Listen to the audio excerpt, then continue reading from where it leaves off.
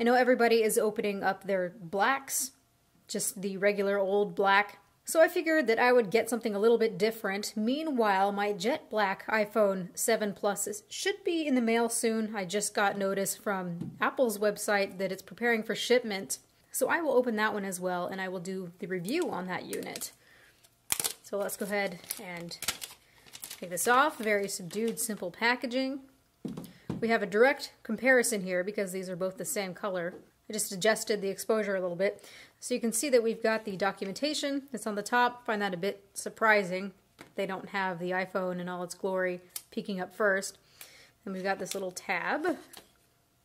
There's the phone here. You've got your brick, you've got your earbuds. Right here you've got your data sync cable, charging cable, lightning adapter, and also the lightning earbuds as well. Let's just go ahead and remove this. Ooh, I can hear that static cling feeling. And they always stick to me. Always, always. Shoo!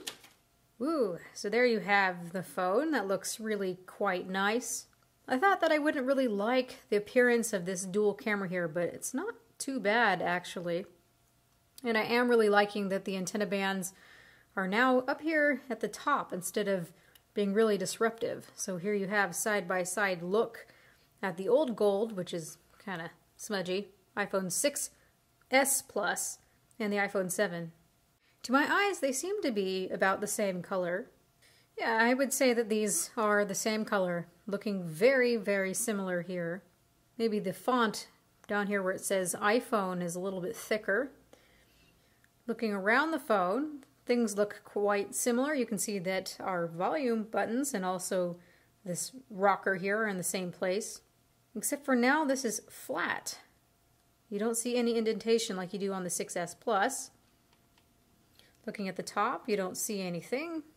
Looking at the right-hand side, everything seems to be in the same place, antenna bands included. SIM card tray, got our power button. Now at the bottom is where things are looking a little different here. Of course, everyone is seeing that the headphone jack is infamously gone. So you've got a speaker and probably just a microphone down here at the bottom. This is just meant to look uniform, to look nice. And then, of course, the lightning port. On the back, we've got those dual 12 megapixel cameras. One is the telephoto lens, and the other one is just the regular lens. And you've got your dual tone quad LED flash and a microphone. I'm actually quite a big fan of solid state buttons. They worry me less, they provide less anxiety for me. I've really been liking the trackpad so far on my little MacBook. After having things like the Nexus 6P or the OnePlus 3 or any other of those Android phones that have those solid state buttons, I find the clicky buttons to be so last year. Also looking at you, Samsung. At nighttime, I'd be sitting in bed with my iPhone clicking, clicking, clicking away. And now you have some control over that haptic sound. Let's go ahead and turn this on. So just that haptic engine now, I think I'm really going to enjoy that. I've been hearing that it feels quite weird turning on the display. I'm hearing that the display is actually quite a bit warmer than what we have on the iPhone 6s Plus. So we'll see just how much warmer this looks. We'll be measuring the display. I'll be talking all about the wide gamut display and the calibration and what that means and what ends up looking wide gamut and what ends up looking just regular sRGB. I will explain all that in my full review, so you guys please stay tuned for that. People have been mistakenly saying that having a wide gamut display means that the colors are more accurate because there's simply more colors to see. But what is understated and what needs to be said is that in order for a wide gamut display to look accurate, you need to have content that's meant for it. If you have content that's meant for a display like this that has sRGB as that color gamut and you put it on this display, all it does is stretch it out and oversaturate the colors so nothing looks right. It's got to be meant for a wide gamut display, encoded for a wide gamut display. And what's really nice here is that Apple is using color management, so we'll see how that works exactly. But if it takes an image that's meant for sRGB, it's going to map it properly. And what it means when it's mapped properly is it's just going to look like the regular iPhone. You shouldn't be able to tell the difference. So already I can feel that nice Taptic engine. Let's go ahead and set up Wi-Fi. Alright, so I put in the Wi-Fi password, got it set up a little bit, and I can see already that this is a bit cooler, quite a bit cooler than the whites that we have on the iPhone 7. Again, I'm going to take some time to look at that, measure it, tell you really what this all is quantified to. Now, as for that cookie button down here, it doesn't quite feel like a button. It's similar to what I've been hearing. It kind of feels like the whole bottom part is actually clicking or vibrating. But again, I prefer these types of buttons.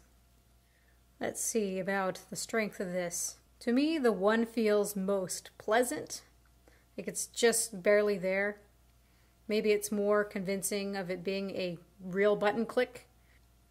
2 is something stronger. I can feel it in my hand.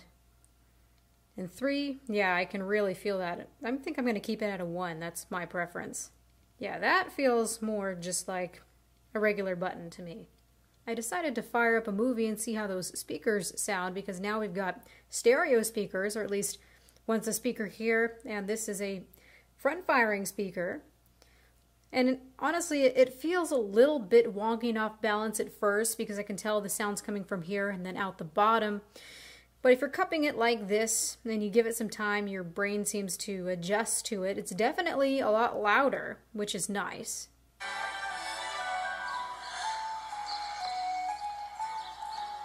The effect is just a little bit weird, and I would have preferred just regular stereo front-firing speakers. But I'll take what I can get. It definitely does feel nice and snappy. You've still got your Force Touch, iOS 10 features.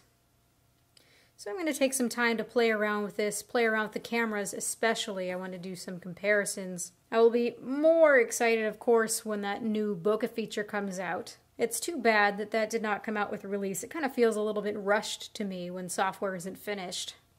I'd really be curious to hear what your guys' opinions are with this. For me, it's a nice upgrade. I think it's more of a nice upgrade from something like the iPhone 6, but if I have the 6S, I don't really know if I would upgrade unless I'm really needing that water resistancy, which is really great, of course, to have. But I know that most of us were excited for iPhone 8. Getting this, I kind of feel a little bit underwhelmed so far. These feelings of underwhelmment could possibly change, though, when I get the jet black model, which is supposed to be stunningly beautiful, although very fingerprinty and also scratches. This one should not scratch so easily, just like all the other matte-type aluminum finishes before. Although I have to wonder with that jet black version if we're going to be able to polish it at all to get rid of the appearance of those micro abrasions. So I'll keep an eye out for that. I'll make another unboxing when that comes in. And this is all I want to say for now. So this has been Erica, the technology nerd, likes to film stuff. Please rate, comment, and subscribe. Make sure to ask all of your questions in the comment section below. Don't be shy, you guys.